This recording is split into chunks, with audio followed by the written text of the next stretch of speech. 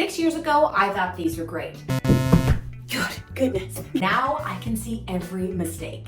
Ow, I knew that was gonna happen. Clearly, I'm still making them, just much better this time. In this video, I'm gonna talk to you about what I did 6 years ago compared to what I did this year and how I took them from DIY to a beautiful professional finish that honestly makes people question if they're a real piece of timber or hollow at all. Let's get into it. My seams in the beam were a dead giveaway. I look back now and I cringe. I didn't cut my beams on a 45-degree angle. I actually just butt them up together. I've seen this done professionally and it does look nice, but it's a dead giveaway if you're trying to get your beam to look like it is a full solid piece of timber. I actually got all of my pieces on a 45-degree angle. You can mill these up at home, but I was already getting her to mill up all the wood, so getting them cut on 45s versus a straight just made sense anyway, and then I just had to cut them to length. But I truly think that is the #1 reason the beams have leveled up so drastically.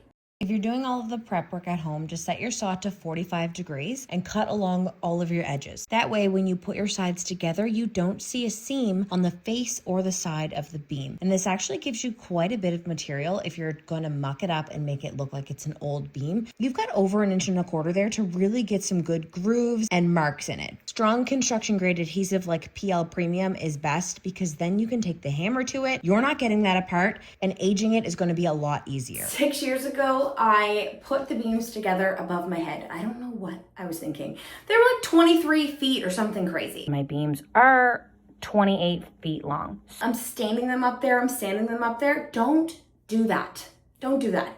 Create a beam on the ground, on sawhorses, on your floor, wherever you have the room, but build them on the ground. Give the PL 24 hours to fully dry, and then you can fill in the seams. You can do all of the aging if you want to, or if you don't. So in this video, in our bedroom, I have 4 large beams that are 10 inches deep, and I wanted them to look more aged. I used a wire brush to attach to my drill bit and just mucked those beams up.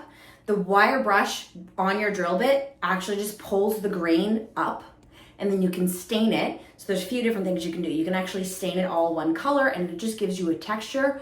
Or if you stain it, then you can sand it off. You get a bit more of the aged look. If your beams are longer than 12 feet, then you have your line, but that's okay.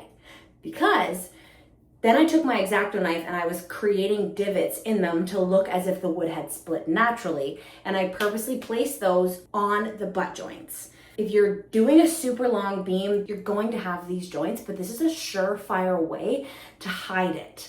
And as you can see, once you stain them, it's just naturally going to stain a lot darker. Or in some of them, like this one, I actually put a darker stain in the groove itself. Now in the bathroom, I don't have that problem because the beams are only 6 feet on one end, 4.5 feet. So I didn't have to butt anything together. I'm sure if I went back to that house now, those seams have probably opened up a little bit. But if you're doing them on the ground and you have them PL'd for an entire day, you're leaving them, everything is clamped, and you put a support underneath where the joint is and PL that as well, they're not going to move.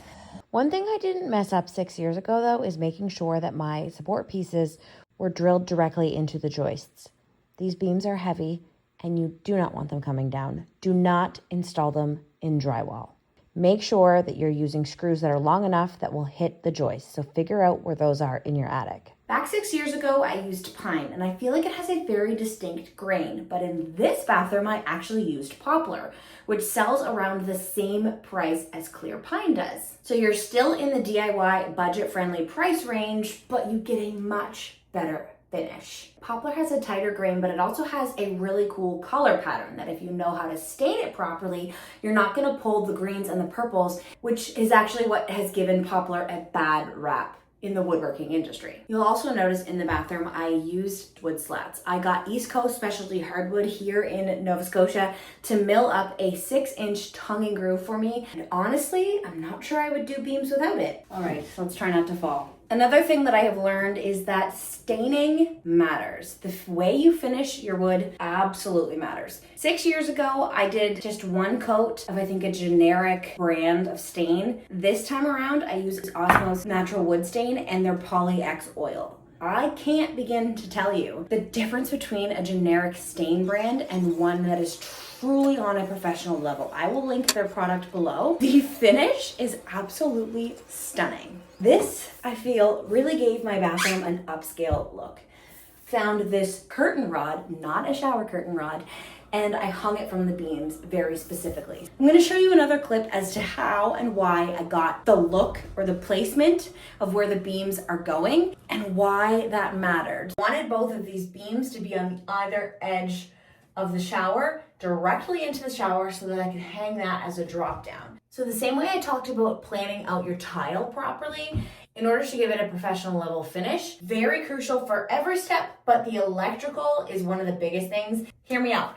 I had both of my beams running into the shower. In order to do that, I had to figure out where the fan was. So the fan would be central of both beams, which obviously meant the pot light would be central of the shower, which is a given. But then I'm gonna bring you over here. I'm going to lay on the floor for this one and show you my thought process. So we're on the floor. Once I figured out that I wanted both of those beams going into the shower, then I had to figure out what was going to happen in this section. So my mirrors look like they're center of the beams, but that is for a reason. So it's actually, the space between here is different than here, but what mattered more was your eyesight, seeing that the mirrors are in between both beams. Now this is actually 7 inches smaller than this, and you can probably see that now. But again, the number one thing that I was thinking was this beam has to go here because it's in the shower. So my mirrors, it's 6 inches in. So then this beam is going to have to go 6 inches in, which made this section 7 inches smaller than this section. But again, that's not what your eye is going to be focused on. Your eye is going to be focused on that this beam and this beam line up perfectly with the mirrors. So then I figured out that the pot light had to go here, even though it wasn't centered of anything. And then the lights would have to be 4 inches on either side of the beam. If you're doing some sort of ceiling and you want things to be centered, that should be your thought process, where absolutely everything is going to land and what matters more. The fact that this section is 7 inches smaller than this one, or the two beams being exactly where the mirrors are, being exactly where the lights are. Capiche? Now that I'm down here on the floor, for one, I don't want to get up because I am loving this ceiling so much, but I want to talk about it for just a second. When you see a wood ceiling, you think, oh, that's nice.